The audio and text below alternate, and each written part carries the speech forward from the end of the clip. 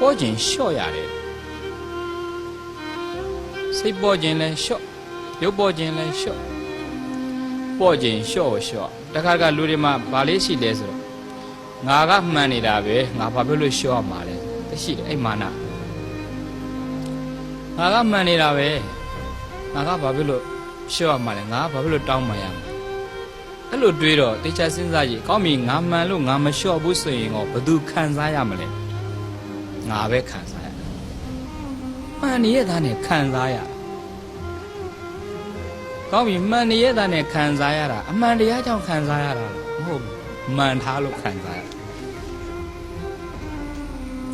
မှန်ရင်မှန်နဲ့မဖြေရှင်းမှန်ရင်ဉာဏ်နဲ့ဖြေရှင်းမှန်တရားကြောင့်ပူတာမဟုတ်မှန်ထားလို့ပူတာ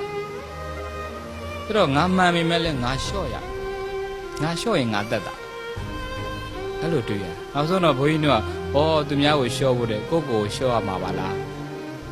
ကိုလျှော့လိုက်တော့ကိုတက်တာသူတို့အပေါ်မှာလိုချင်မှုတွေဖြစ်စေခြင်းမှုတွေများလေလေကိုယ့်ဘက်ကပူလောင်မှုတွေများလေလေဆိုတော့အလိုချခြင်းတဲ့ပုံကလိုချင်တာတွေလျှော့ဘာမှမလိုချင်တဲ့ပုံကအလိုမကျဘူးဆိုတာမရှိတော့ဘူးဘာပဲရရကျင့်တတ်တဲ့လူကဘာပဲရရသူကကျင့်တတ်နေတဲ့အတွက်ကြောင့်သူ့မှာအလိုမကျဆိုတာမရှိတော့တချို့ကြတော့ဒါလေးရကျင်တယ်ဒါလေးရမလာတော့သူ့မှာအလိုမကျဖြစ်ပြီးတော့ဒေါသတွေဖြစ်တာဒီကတော့လူကျင်တော့လူကျင်လို့အလိုမကျဖြစ်တယ်လူကျင်တာကလောဘအလိုမကျတာဒေါသလူတရားကိုတအားကြီးမျောလင်းတဲ့အပိုင်းမှာအဲ့ဒီလူကျင်မှုကနောက်ကပါမိဘနဲ့သားသမီးပေါ်ကိုကဖြစ်စေခြင်းနဲ့ဆန္ဒတွေများတယ်ကိုယ့်ရဲ့လူကျင်မှုကသူတို့ကိုဒီလိုဖြစ်စေခြင်းဒါ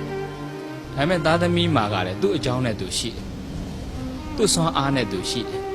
သူ့ကံနဲ့သူရှိတယ်သူ့ပါရမီဓာတ်ခံနဲ့သူရှိတယ်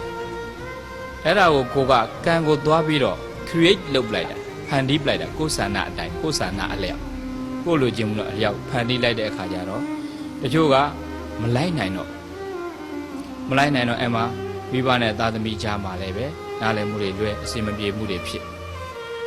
ဆရာနဲ့တပည့်လည်းထို့အတူပဲဆရာကတပည့်ကိုဖြစ်စေခြင်းနဲ့ဆန္ဒတွေမျောလင်းတဲ့ဆန္ဒတွေကတအားများတပည့်ကဆရာဖြစ်စေခြင်းတဲ့အတိုင်းမလိုက်နိုင်မလုပ်နိုင်အဲ့မှာဆရာနဲ့တပည့်ကြားမှာနားလည်မှုတွေလွဲတထစ်လျှော့တယ်ဆိုအဲ့ဒါတထစ်လျှော့ကြည့်ရမယ်ကိုကတထစ်လျှော့ပလိုက်ဆရာဆိုပေမဲ့ကိုကလည်းပဲလျှော့တယ်မိဘဆိုပေမဲ့ကိုကလည်းပဲလျှော့ရတယ်